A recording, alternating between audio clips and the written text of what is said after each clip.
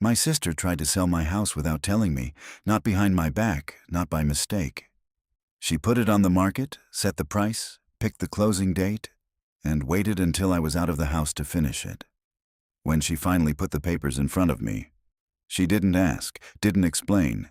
She just said, "Sign it."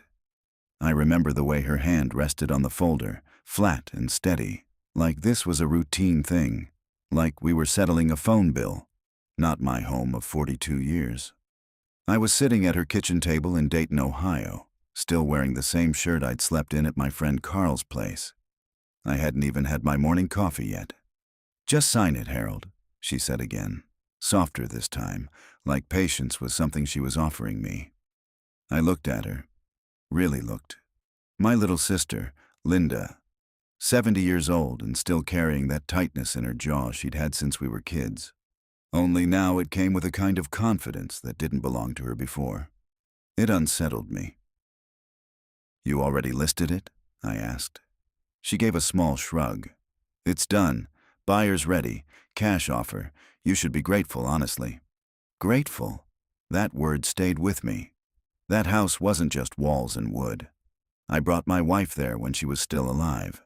Buried her from that place. Sat on that porch through winters that felt like they'd never end. And now my sister was telling me it was done, like it had already stopped belonging to me. "You said you needed help," she continued. "You can't manage that place anymore. This is for the best." I hadn't said that. I leaned back slowly, feeling the stiffness in my spine, the quiet ache that never really leaves once you get past 75. Maybe she thought that meant I was finished, that I'd stopped paying attention. The papers were neat, tabs marked, my name already typed in all the right places. "All you have to do," she said, tapping the bottom page, "is sign." I picked up the pen. My hand didn't shake, not like she expected. I didn't argue, didn't ask another question. I just nodded once, quiet as you please, and started signing exactly where she told me to. She watched every stroke like she was finally getting something she'd been waiting on for a long time, and the whole time, I didn't say a word. Because what she didn't know, what she never even thought to check, was that I had already been to the bank the night before. She didn't notice anything at first. Linda just gathered the papers neatly, tapping the edges against the table like she always did when she was satisfied. That same little habit she had when we were children, lining up her school books like she could control the whole world if everything sat straight. "Well," she said, exhaling like a job had been finished, "that's taken care of." I nodded once, slow. My name sat there on every page, clean, steady, undeniable. If anyone looked at it, they'd think an old man finally gave in, finally let go. "You did the right thing," she added. "You were going to lose it anyway." That caught my attention. I looked up at her. "Lose it?" She hesitated. Just a flicker. Then she reached for her coffee like it didn't matter. "You've been behind, Harold. Taxes, upkeep, things like that. I've been trying to help you." I hadn't been behind on anything. Not a single payment, not once. But I didn't correct her. I just sat there, quiet, letting her talk herself into whatever story she needed to believe. "You can stay here a while," she said. "We'll figure out something smaller for you. Maybe assisted living. Somewhere manageable." There it was. Not just my house. My life. She was already placing me somewhere else. I felt something settle in my chest then. Not anger, not even hurt. Just a kind of clarity that comes when things finally stop pretending to be anything else. "You've really thought this through," I said.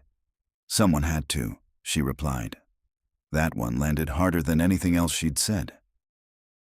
For a moment, the room went quiet except for the hum of her refrigerator. I could hear a clock ticking somewhere down the hall. Ordinary sounds, but they felt sharper now. She stood up, gathering the folder. "I'll handle the closing. You don't need to worry about anything." I watched her walk to the counter, already moving on, already acting like it was finished. Like I was finished. You trust me, don't you? She asked, without turning around. I let out a slow breath. I did, I said. She paused at that, just for a second, then kept moving like she hadn't heard it properly. That was fine, because I hadn't signed those papers to agree with her. I signed them because I needed her to believe I had. I stood up slowly, my knees reminding me of every year I'd lived, and walked toward the front door. Where are you going? She asked. Out, I said. Need some air. She didn't stop me. Why would she? As far as she knew, there was nowhere left for me to go.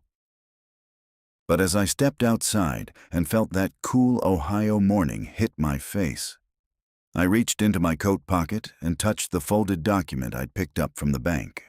Stamped, notarized, filed, and carrying a name she never expected to see on that house. Not hers, and not mine anymore either.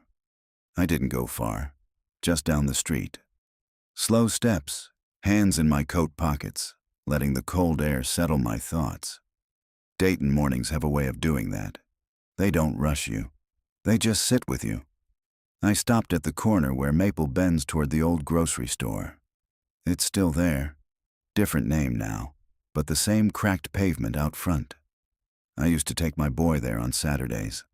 Let him pick out whatever cereal he wanted, back when things were simple. I stood there a while. Then I pulled the paper out again. Official seal, county stamp, my signature, dated the night before. I had sat in that quiet bank office across from a young man who kept calling me sir, like I might fall apart if he didn't show respect. I remember sliding the folder across to him and saying, calm as anything, I want this recorded today. No hesitation, no confusion, just done. I folded the paper carefully and tucked it back into my coat. Then I turned around and walked back to Linda's house. She was on the phone when I stepped inside, voice low but sharp. Yes, everything's signed. No, he didn't argue. I told you, he wouldn't. Closing should be smooth now. She stopped when she saw me. There was a pause, just long enough to tell me everything I needed to know. Call you back, she said quickly, hanging up. For a second, neither of us spoke. You weren't gone long, she said. Didn't need to be, I answered. She studied me then, like something wasn't lining up the way she expected. Maybe it was the way I was standing. Maybe it was the fact that I wasn't looking tired, or confused, or grateful. I'll drive you by the house later, she said, forcing a small smile. You can say goodbye properly. I let out a quiet breath. I already did, I said. Her smile slipped. Just a little. What does that mean? I walked past her into the kitchen, took a glass from the cabinet like I still belonged there, and filled it with water. My hands were steady, always steady when it mattered. It means, I said, turning back to her, you should probably call that buyer. Her eyes narrowed. Why? I took a sip, set the glass down, and met her stare without raising my voice. Because you just sold something that isn't mine anymore. The room went still. For the first time since I walked in, she didn't have an answer ready. What are you talking about? She asked. I reached into my coat again, slow, deliberate, and pulled out the document. Her eyes dropped to it. And I watched as that confidence she walked around with all morning started to crack. She didn't take the paper right away. Linda just stared at it in my hand like it might disappear if she didn't acknowledge it. Then slowly, carefully, she reached out and took it from me. Her eyes moved across the page, line by line. I watched her face change. At first, it was confusion. Small, tight, like she was trying to make sense of something written in a language she thought she understood.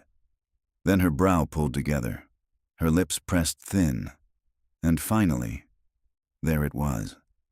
That flicker of fear she couldn't quite hide. What is this? She asked. It's recorded, I said calmly. Filed yesterday afternoon. She shook her head slightly, like she could dismiss it if she didn't fully accept it. No, no, you can't just… Harold, what did you do? I didn't raise my voice. I didn't move closer. I just stood there, letting the weight of it settle between us. I transferred it, I said. Her eyes snapped back to the top of the page, then down again, searching for something she hoped wasn't there. To who? She demanded. I took a slow breath. To someone who actually asked me what I wanted. That hit harder than I expected. Not loud, not dramatic, just quiet enough to land deep. Her hand tightened on the paper. You're not making sense. I am, I said. You just didn't think to ask. She let out a sharp breath, pacing once across the kitchen like she needed movement to think. You can't do that without telling me. I already made arrangements. I know you did. That buyer? She started, then stopped herself. There it was again. That slip. I tilted my head slightly. Cash offer, right? She didn't answer, because now she understood something she hadn't considered. Not even for a second. She hadn't been helping me. She had been moving ahead of me. And now, she was behind. You signed those papers, she said, her voice tightening. You signed them. Yes, I said. I did. Then it's binding. I gave a small nod. Oh, it is. She stared at me, searching for weakness, for confusion, for anything she could push against. But I wasn't giving her that anymore. Who is it, Harold? She asked again, quieter now. For a moment, I didn't answer. I walked back to the table, pulled out the chair, and sat down slowly, like I had all the time in the world. Because now, I did. You remember Carl? I said. Her face shifted again, this time slower. Carl? She repeated. That friend you've been staying with? I nodded. The one you said I was better off not burdening? I added. She didn't respond. I leaned back slightly, meeting her eyes. I didn't sell the house, Linda, I said. I gave it away. The silence that followed was different. Not confusion, not tension, something heavier, something final. Her voice came out almost a whisper. You gave your house away? I nodded once. To Carl's daughter, I said. Emily. She blinked. I don't even know who that is. No, I said quietly. You wouldn't. She looked down at the paper again, really seeing it now. And the thing is, I added after a pause, she moves in next week. Linda's hand started to tremble, just slightly, just enough. She set the paper down like it might burn her. Emily? She said, trying to place the name, trying to make it small enough to dismiss. You gave your house to some girl I've never even heard of. I didn't flinch. She's not some girl, I said. She's been taking care of her father for the last 8 years while working 2 jobs. She asked me if I needed anything. Every single day I stayed there. Linda let out a sharp laugh, but there was no humor in it. So what? You just hand over a house because someone was polite to you? No, I said quietly. I handed it over because she treated me like I still existed. That stopped her. For a second, just a second, I saw something shift behind her eyes. Not understanding, not yet, but something close to it. Then it hardened again. You can't do that, she snapped. Do you have any idea what that property is worth? Do you know what you just threw away? I leaned forward slightly, resting my hands on the table. I know exactly what it's worth, I said. That's why I didn't let you have it. Her face went pale. This isn't about me, she said quickly, too quickly. I was trying to help you. You're not thinking clearly. I've never been clearer. You're 76, Harold. And I remember every single thing you said this morning, I replied. That landed. She opened her mouth, then closed it again. Because now we weren't talking about paperwork anymore. We were talking about intent. You went behind my back, she said, her voice tightening. You didn't trust me. I gave a small, tired nod. No, I said. I didn't. Silence filled the room, thick and uncomfortable. Then she tried one last time, softer now, careful. "We can fix this," she said. "Just call whoever you did this with. Reverse it. We'll go through the sale properly. I'll make sure you're taken care of." Taken care of, placed somewhere quiet, out of the way, manageable. I looked at her for a long moment. Then I shook my head. "It's already done," I said. Her voice dropped. "Then I'll call a lawyer." "You can," I said calmly, "but you'll be calling about a house that isn't mine, and never was yours." That was when it hit her. Not just that she lost control of the house, but that she had already promised it to someone else. Her eyes widened slightly. Just enough. "The buyer," she whispered. I didn't say anything. "You said next week," she continued, her voice starting to thin. "They're expecting to close next week." I just watched her, because now she was doing the math. Money promised, deals made, assumptions stacked on top of something she never actually owned. "You knew," she said slowly, looking up at me. "When you signed, you already knew." I nodded once. "I needed you to believe it," I said. The room went completely still. Her hand moved to the back of the chair, gripping it like she needed something solid. "You let me go through with it," she said. "Yes." "You let me make calls, set everything up." "Yes." Her voice cracked just slightly. "Why would you do that to me?" I held her gaze, steady, calm. "Because," I said, "you were ready to do it to me. And for the first time since I walked into that house," Linda had nothing left to say. She didn't move for a long time. Linda just stood there, one hand gripping the chair, the other still resting near the paper like she might reach for it again, like touching it might somehow change what it said. I could hear her breathing, shallow, uneven. "You've ruined this," she said finally, her voice low, strained. "You don't understand what you've done." I stayed where I was. "I understand exactly," I said. "No," she snapped, looking up at me. "You don't. That buyer already wired a deposit. I told them everything was clean, ready. I vouched for you." "For me?" I asked quietly. She hesitated, just a fraction too long. "For the sale," she corrected. I nodded slowly. There it was. Not concern, not worry about me, just the deal.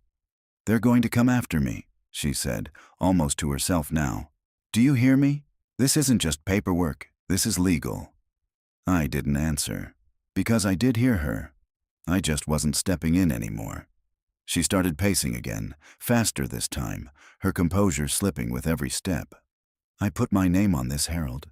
I told them I had authority. She stopped. The words caught in her throat. We both knew what she had just said. I leaned back in the chair, watching her carefully. "You told them that?" I asked. Her eyes flicked toward me, then away. Silence. Heavy. Final. Outside, a car passed slowly down the street. Somewhere in the house, that same clock kept ticking, steady as ever, like nothing had changed, but everything had. "You need to call them," she said suddenly, turning back to me. "Tell them there's been a mistake. Fix it before this gets worse." I looked at her. Really looked this time. All that certainty from the morning, gone. All that control, gone. Just a woman standing in a situation she built, realizing too late she never owned it. "I'm not calling anyone," I said. Her face tightened. "Then they'll call you." I gave a small nod. "They can." "And what are you going to tell them?" she demanded. I paused just for a moment. Then I said, calm as anything, "The truth." She stared at me, searching, desperate now for something she could still hold on to. But there wasn't anything left. Her phone buzzed on the counter, loud in the silence. She looked at it, didn't move. It buzzed again, and again. Finally, with a trembling hand, she picked it up. Her eyes scanned the screen, and whatever she saw there drained the last bit of color from her face. She answered slowly, "Hello." There was a voice on the other end, sharp, controlled, asking questions she couldn't answer. Her eyes lifted to me, wide now, not angry, not even defensive anymore, just exposed. She started, her voice breaking. There's been... She stopped, because there was no clean way to say it. No careful explanation left. Just the truth, sitting there between us. And I didn't look away.